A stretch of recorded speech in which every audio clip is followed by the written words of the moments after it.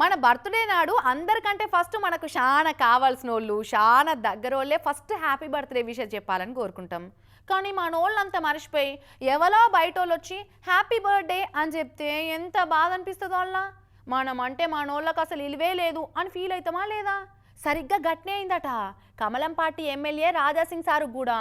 పాపం మస్తు నారాజ్ అయిందట. ఎందుకో మరి. గోషామహల్ ఎమ్మెల్యే రాజాసింగ్ సారు నిన్న బర్త్డే జరుపుకుంటుళ్ళు. ఎన్నో బర్త్డే అనేది పక్కకు పెడితే సారుకు అందరికంటే ఫస్ట్ హ్యాపీ బర్త్డే ఎవరు చెప్పిరో తెలుసా? CM Revanth sir. Ego happy birthday to Raja Singh గారు అనుకుంటా సీఎం రేవంత్ సార్ లెటర్ పంపిండు. ఇక చూసి మస్తు ఎమోషనల్ అయ్యిండు సారు. పుట్టినరోజు శుభాకాంక్షలు తెలిపిన సీఎం గారికి హృదయపూర్వక కృతజ్ఞతలు ధన్యవాదాలు అనుకుంటా మళ్ళొక రిప్లై పెట్టిండు.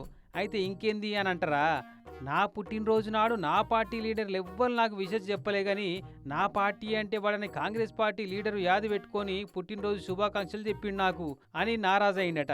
అసలు నా మీద నా పార్టీ లీడర్లకు ప్రేమే లేదు, నా పుట్టినరోజు అంటే పట్టిపరవనే లేదు ఎవ్వరికి, అసలు ఆ సంగతే గుర్తులేదు ఎవ్వరికి అని కేకు ముక్క కోసం సంచోడు అలిగినట్టు అలిగిండట ఈ బర్త్డే లీడర్ బాయ్. ఇట్లా నారాజు అయిందని తెలిసి తర్వాత వరుసంట అందరు విషయం చెప్పుకుంటా ట్వీట్లు పెట్టిరు గాని అయినా అలకమంచం దిగలేదట రాజాసింగ్ సారు. కానీ ఎంతైనా మనోళ్ళు అనుకునేటోళ్ళు మన బర్త్డేను మర్చిపోతే ఏదో తెలియని బాధ ఉంటది. రాజాసింగ్ అన్నకు కూడా అదే ఫీలింగ్ వచ్చినట్టుంది పాపం. అయినా మన గురించి మనోళ్ళ కంటే ఎక్కువ పగోలే ఆలోచిస్తారే రాజాసింగ్ అన్న. గా లాజిక్ మర్చిపోయి మనోళ్ళ మీద ఊకూకి అలుగుతున్నట్టున్నావు అని దగ్గర వాళ్ళు నచ్చజెప్పిరట అన్నకు. కానీ నడుమ పార్టీలో ఉండుకుంటేనే పగోల లెక్క మాట్లాడుతుండు, ఎందుకో నారాజైతుండని మొన్ననే కేంద్ర మంత్రి బండి సంజయ్ అన్న కూడా ఇంటికి పోయి బుధగరించి వచ్చిండు. అయినా మెత్తబడతలేడు. ఎవరో గట్టిగానే గాయపరిచినట్టురు అన్న మనసును అనుకుంటున్నారట ఈ నడుమ రాజాసింగ్ సార్ తీరును చూస్తున్న వాళ్ళంతా.